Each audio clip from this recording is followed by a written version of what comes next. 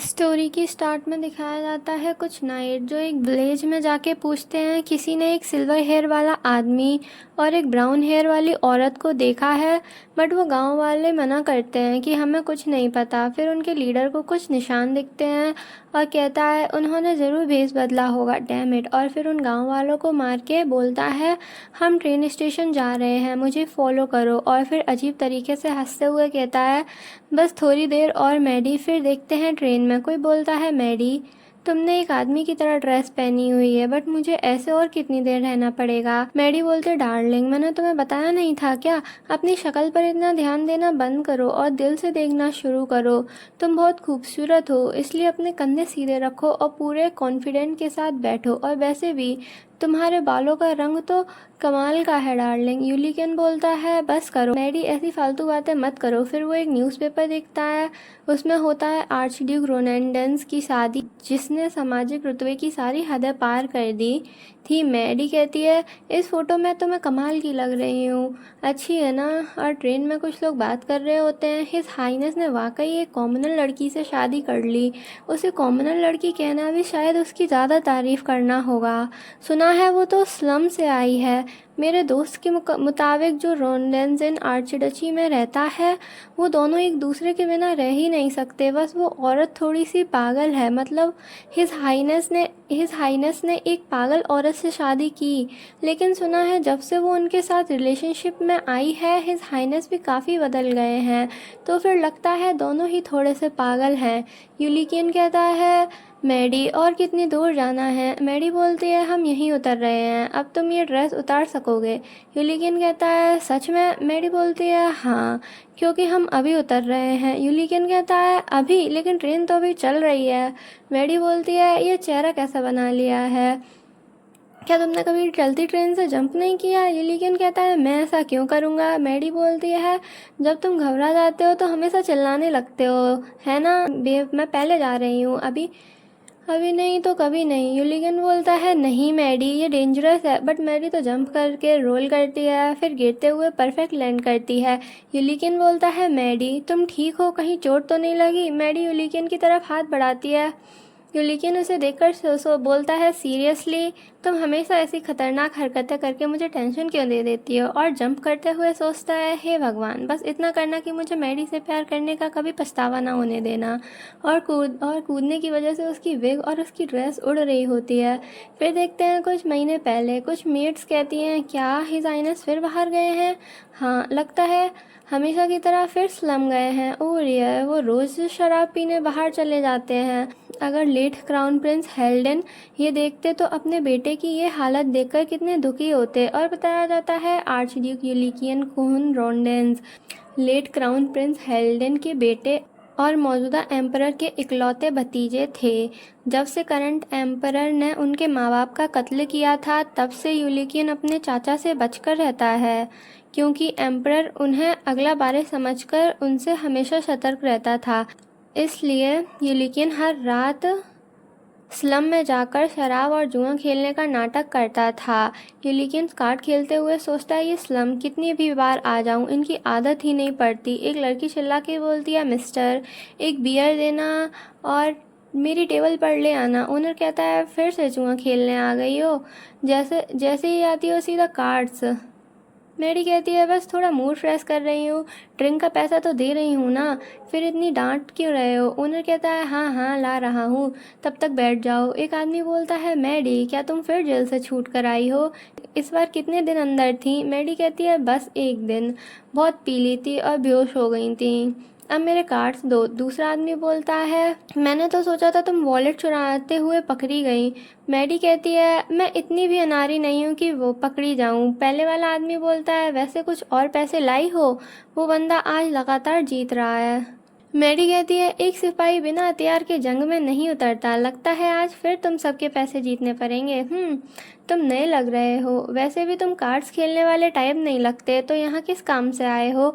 यूलिकिन उसे देख के सोचता है कितनी बकबक करती है ये औरत, इसे इससे दूर रहना ही बेहतर होगा, और कहता है मेरा आज के लिए हो गया, तुम लोग आराम से खेलो। मैडी कहती है अरे नए आदमी, इतनी जल्दी जा रहे हो?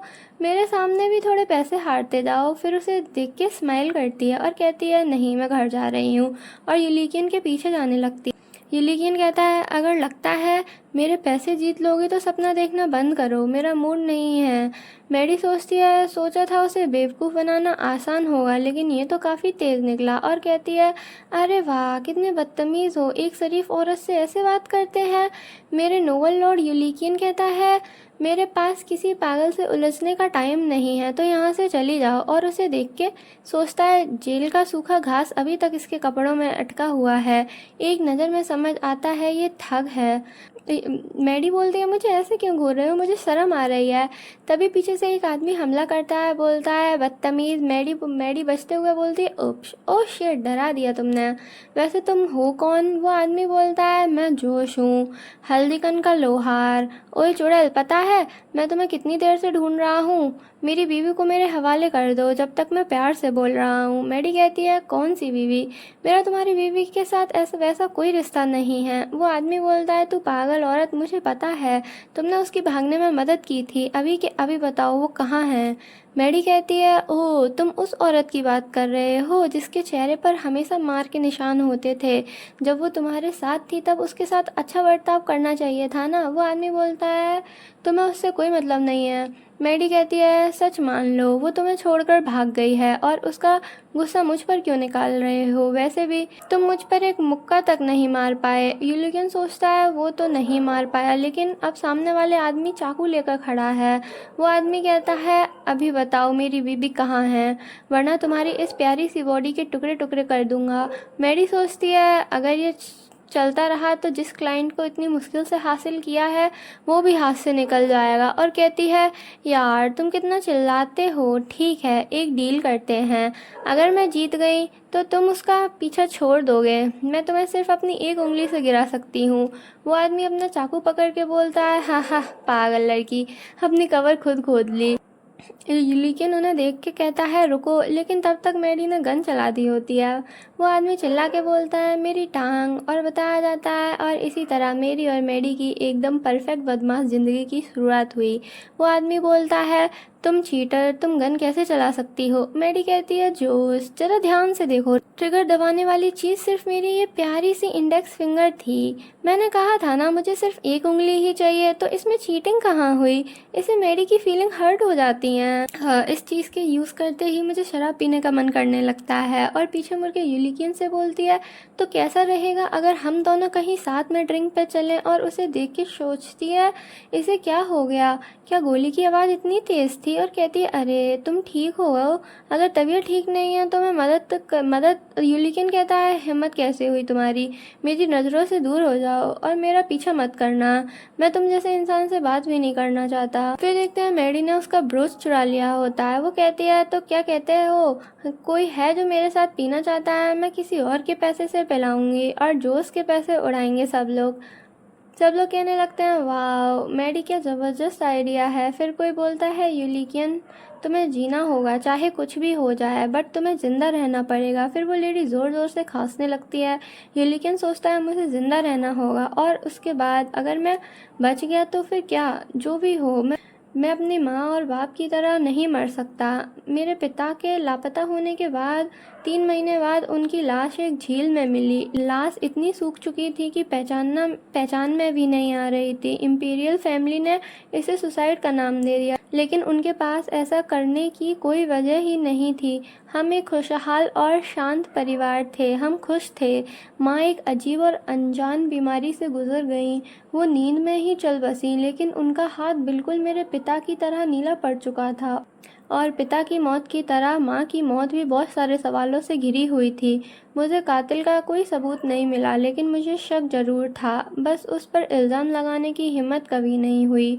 वो आदमी जिसने मेरे पिता की मौत के बाद थ्रोन संभाला था, रेपेडित पैरागॉन रोडेंस, जब क्राउन प्रिंस मेरे पिता मर गए, मुझे पूरा यकीन था कि उसका अगला निशाना मैं ही हूँ।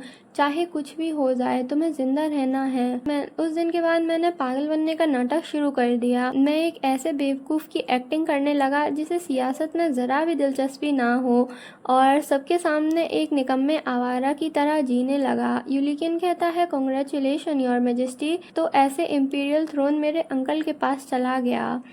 उसके अंकल बोलते हैं, यूलिकिन, तुम्हारे माँ बाप के साथ जो हुआ वो वाकई दिल तोड़ देने वाला था, बट कम से कम तुम अपने आप को संभाल तो सकते हो। यूलिकिन सोचता है, जिस दिन मैं अपना असली रूप दिखाऊंगा उस दिन तुम मुझे मरवा दोगे। मुझे कुछ और बड़ा करना होगा, एक आखिरी चाल जिससे वो हमेशा के लिए मुझसे बेपरवाह हो जाएं। तभी पीछे से कोई उसका मुंह को कवर कर देता है। यूलिकिन सोचता है, डैम इट, ये लुटेरा है या असैसिन, मेरी तलवार। तभी वो यूलिकिन को ज़मीन पर पटक देता है और उसका गला रस्सी से बांधकर टाइट करने लगता है। यूलिकिन सोचता है, ये एक से ज़्यादा हैं, ओ नो, तो इस तरह मैं मरूंगा।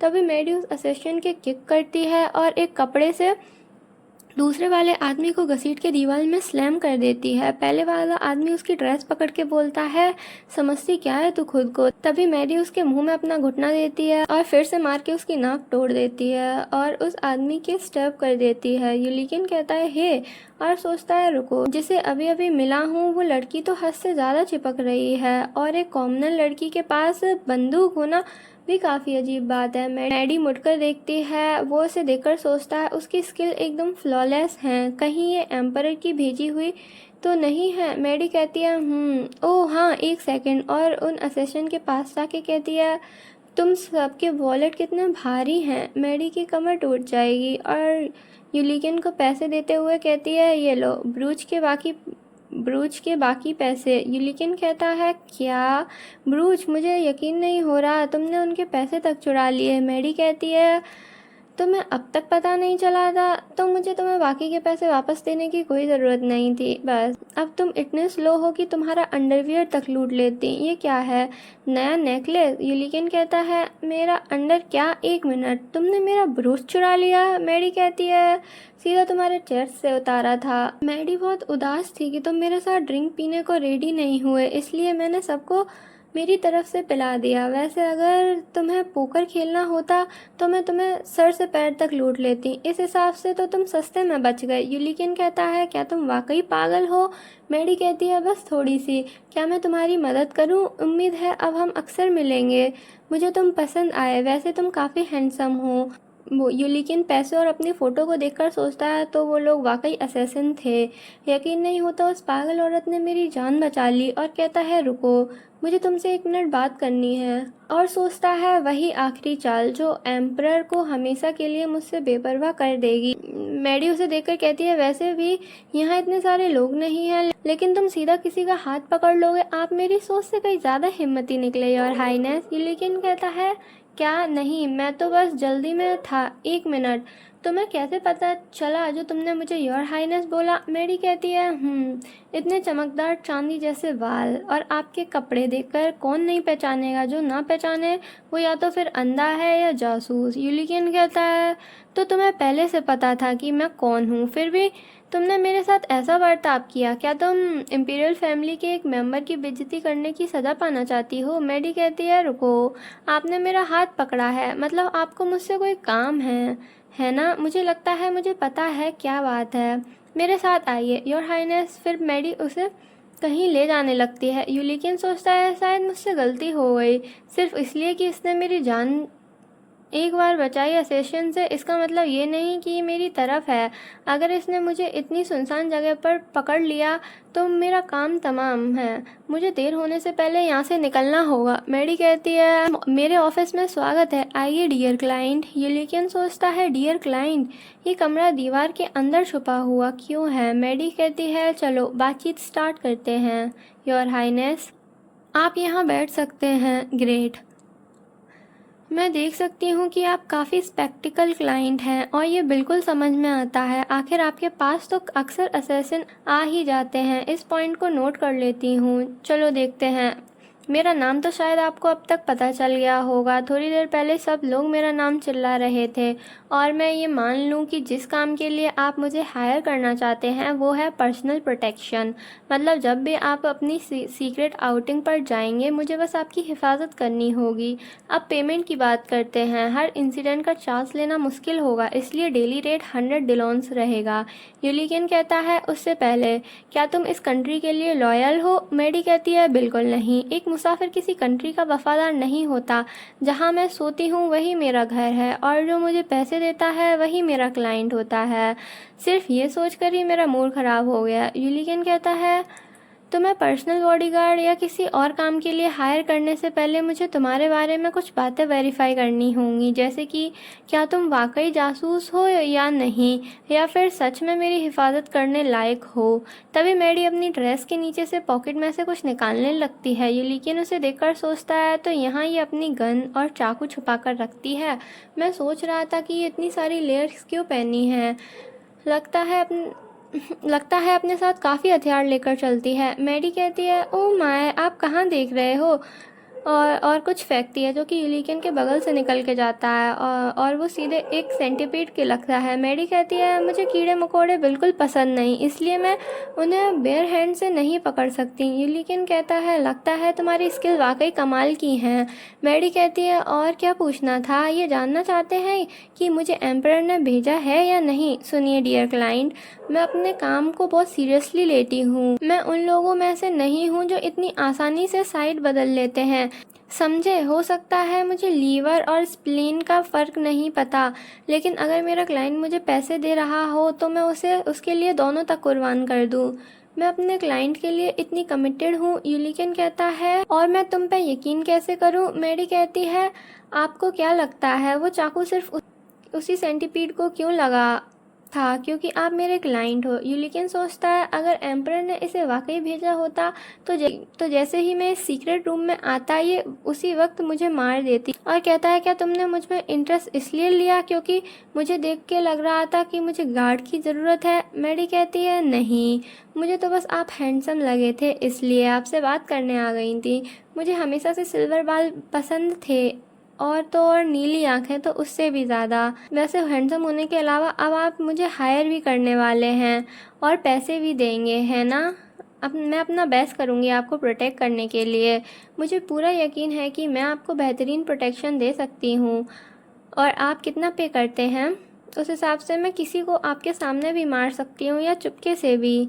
चाहे तो किसी का कटा हुआ सर भी किसी को पार्सल करवा सकती हूँ, बस उसके लिए डिलीवरी चार्जेस अलग लगेंगे। वैसे रिमोट एरियाज़ में शिपिंग चार्ज डबल हो जाता है, लेकिन आप इतने हैंडसम हैं इसलिए आपसे वो चार्ज नहीं लूँगी।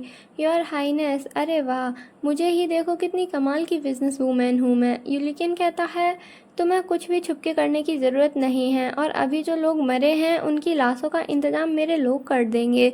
मेरी कहती है, ये तो अच्छा है, मुझे तो बहुत ज़ोर की भूख लगी है। कॉन्टैक्ट साइन होते ही मैं सीधा खाना खाने जाऊंगी। यूलिकेन कहता है, लेकिन लाशें तो तुरंत हटानी पड़ेंगी ना? मेरी कहती है, उस गली में वैसे भी कोई नहीं आता, बाद में भी संभाल सकते हैं। वैसे भी उन्हें वहीं छोड़कर तो आप भी आ गए थे। खाना खाने के बाद बर्तन तुरंत धो देते हैं क्या आप? यूलिकेन कहता है, लोगों को मारना और बर्तन धोना एक बात नहीं है क्या? मैडी कहती है, खाने के बाद तुरंत बर्तन धो देना बिल्कुल फैमिली मैन की तरह लगता है, और उसे कॉन्टैक्ट में लिख देती है। यूलिकेन कहता है, ये सब कॉन्टैक्ट में लिखने की क्या ज़रूरत थी? मैडी कहती है, आप इतना चिल्लाते क्यों रहते हैं? ये ऑफिस साउंड प्रूफ नहीं है, पता है ना? देखिए, मेरी हैंडराइटिंग भी टेढ़ी हो गई। यूलिकेन कहता है, तुमने ट्रेनिंग कहाँ से ली? मैडी कहती है, मुझे नहीं पता। 16 साल की उम्र से पहले की कोई याद नहीं है, या शायद 17 साल से पहले की। और चाकू को फ्लिप करके बोलती है, बस इतना पता है कि इस तरह के काम में मैं नेचुरली अच्छी हूँ, जैसे कि आप देख ही सकते हैं। मैं चाकू चलाने में माहिर हूँ, गन को मॉडिफाई भी कर लेती हूँ, मेरी शूटिंग कितनी अच्छी है वो बताने की ज़रूरत नहीं, और मैं काफ़ी फिट भी हूँ। लगता है पहले भी मैं ऐसे ही काम करती थी, और एक स्पेशल सर्विस के तौर पे आपका चाकू भी वापस कर देती हूँ। यूलिकेन कहता है, तुमने मेरा डैगर कब चुरा लिया? ये अच्छा है कि तुम स्पाई नहीं हो। क्या कोई चांस है कि तुम किसी नोबल फैमिली की बेटी हो? मैडी अपनी स्कर्ट ऊपर करती है, जिसे देखकर यूलिकिन शॉक हो जाता है और सोचता है ये मैंने अभी क्या देख लिया। मैडी बोलती है क्या टांगे दिखाना थोड़ा ज़्यादा हो गया, तो फिर सिर्फ बाजू देख लीजिए। क्या किसी नोबल फैमिली की लाडली बेटी को ऐसे पाला जाता है? मैं तो बस मैडी हूँ, ना कोई खानदान, ना माँ बाप, बस मैडी, एक छोटे मोटे काम करने वाली लड़की। और अपने घुटनों पे आके कहती है तो फिर अगर आप अपनी प्रोटेक्शन मुझे सौंप दें तो मैं अपनी पूरी कोशिश करूँगी कि आप हमेशा प्रोटेक्ट रहें। यूलिकिन कहता है सबसे पहले ये तय करते हैं कि तुम मुझे किस नाम से बुलाओगी। मैडी कहती है आप तो काफ़ी पिकी क्लाइंट निकले, मैं चुपचाप साए में रहकर आपकी हिफाजत करूँगी, इसलिए शायद इसकी ज़रूरत नहीं पड़ेगी। तो फिर प्राइस फाइनल करते हैं। यूलिकिन कहता है मैं तुम्हें पर्सनल बॉडीगार्ड बनाने नहीं जा रहा हूँ, और सोचता है जब ये औरत मेरे साथ होगी। मैडी बोलती है तो मैं क्या आपकी लवर बनूंगी? यूलिकिन कहता है नहीं, और सोचता है एम्परर, और फिर सब लोग भी मुझ पर ध्यान देना छोड़ देंगे, और कहता है मेरी बीवी बन जाओ, मुझसे शादी कर लो। और सोचता है क्योंकि हम दोनों मिलकर सबसे बड़े बदमाश बनेंगे। और ये पार्ट यहीं पर ख़त्म होता है। अगर आपको ये स्टोरी अच्छी लगी हो तो आप इसे लाइक कर देना, और मिलते हैं नेक्स्ट पार्ट में। तब तक के लिए bye bye, thanks for watching.